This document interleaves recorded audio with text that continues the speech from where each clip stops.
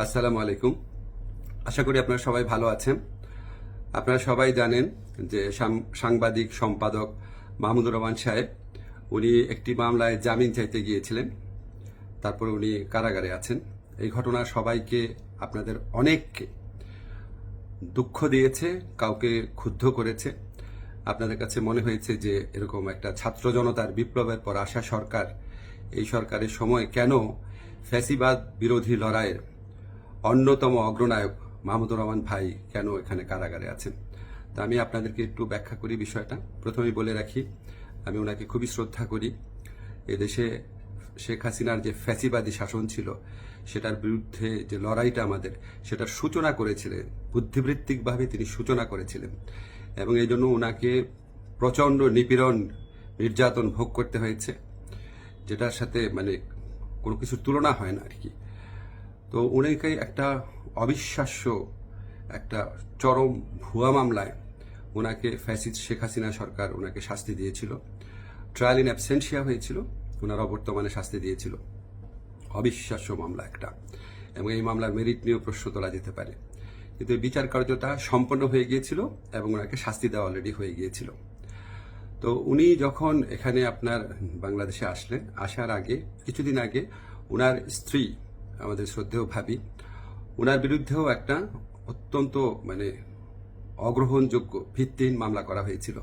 তো উনি সেই মামলাতে সাজা স্থগিত করে আপিল করার জন্য আবেদন করেছিলেন। এই আবেদন কিন্তু আইন মন্ত্রণালয় অর্থাৎ আমার কাছে আসে না, এটা যায় স্বরাষ্ট্র মন্ত্রণালয়ের কাছে। স্বরাষ্ট্র মন্ত্রণালয় যখন আমাদের অভিমত চেয়েছে, আমরা ইতিবাচকভাবে এটা দেখার জন্য জোর সুপারিশ করেছি। আমাদের এই সুপারিশের ভিত্তিতে মাহমুদুর রহমান ভাইয়ের স্ত্রীর সাজা স্থগিত করে ওনাকে আপিল করার সুযোগ দেওয়া হয়।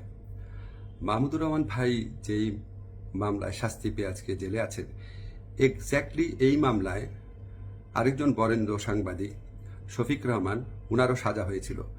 উনি ঠিক একইভাবে মাহমুদুর রহমান সাহেবের যে স্ত্রী আছে, উনি যেমন আবেদন করেছিলেন যে সাজা স্থগিত রেখে আপিল করার জন্য, উনি একইভাবে সেই আবেদন করেছিলেন।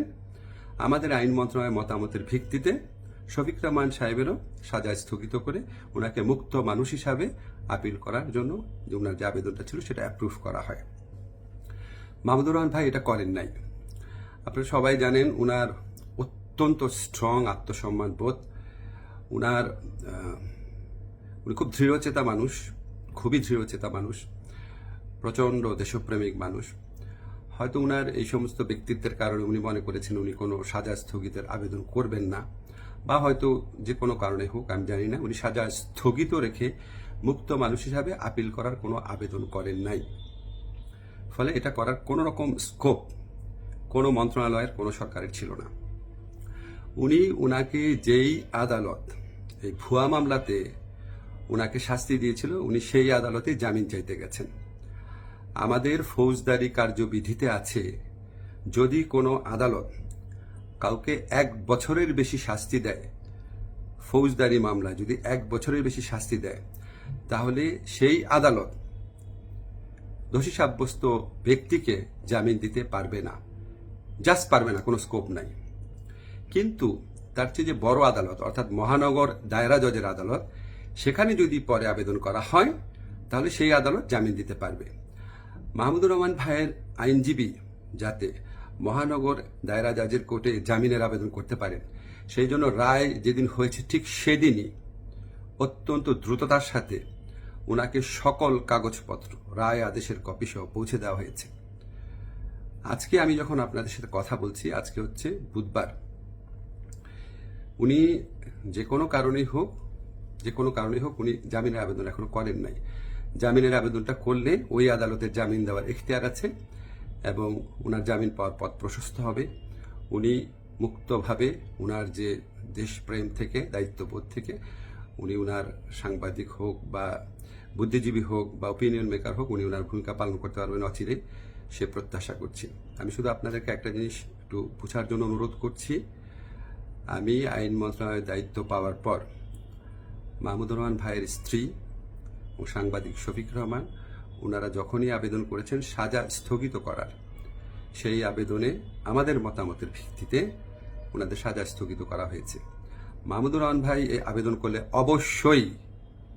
অবশ্যই আইন মন্ত্রণালয় থেকে ওনার সাজা স্থগিতের জন্য আমরা সুপারিশ করতাম। আমরা সেই সুযোগ পাই নাই, এখানে আমাদের কিছু করার ছিল না। আমরা মনে করি যে মাহমুদুর রহমান ভাই উনি যত তাড়াতাড়ি, আমরা বলতে আমি নিজের কথা বলছি, যত তাড়াতাড়ি মুক্ত হয়ে আমাদের এই দেশ করার যুদ্ধে ওনার জায়গা থেকে নেতৃত্ব দিবেন, তত এটা দেশের জন্য মঙ্গলজনক।